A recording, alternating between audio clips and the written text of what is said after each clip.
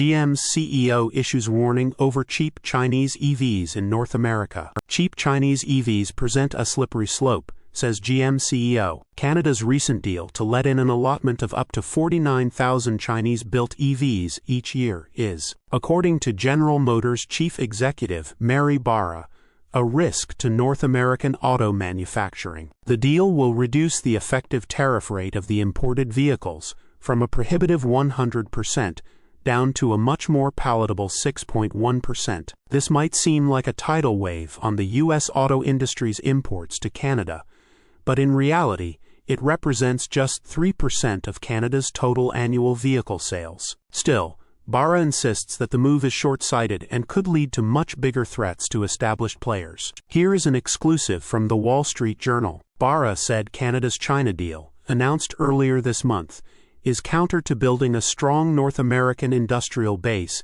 and to protecting jobs and national security on the continent. I can't explain why the decision was made in Canada, Barra said during an all-hands meeting with employees Tuesday. It becomes a very slippery slope. She noted that Chinese automakers benefit in China from high tariffs imposed on importers and on technology restrictions that prevent other players from entering their market. By the end of the decade, at least half of the EVs imported would be required to have a price of $35,000 Canadian dollars, equivalent to roughly $26,000. Prime Minister Mark Carney's office said, Canada will work with Chinese auto manufacturers on timely vehicle certifications to ensure they meet the country's motor vehicle safety standards. While Barra didn't say this out loud, it's clear that the value proposition represented by Chinese automakers is a big part of these warnings from across the industry. Carney's pricing goals squarely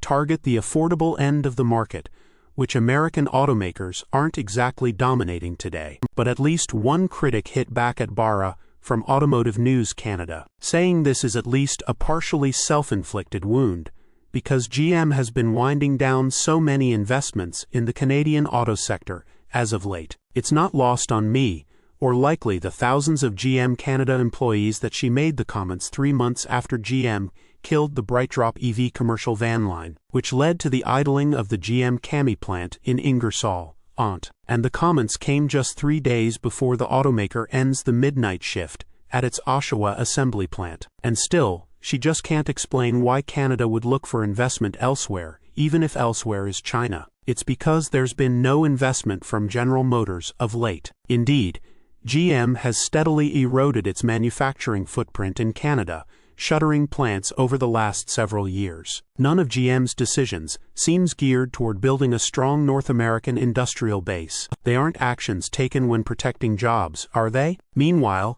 Canada will also work to ensure that these vehicles meet the country's safety standards, which are aligned with USA safety standards. This means that in many cases, cars sold in Canada could easily cross into the USA, especially when they're also selling like crazy in Mexico. One way or another, it feels like the dominoes are starting to fall here. Source: reposted and summarized from Rob Stumpf at insideevs.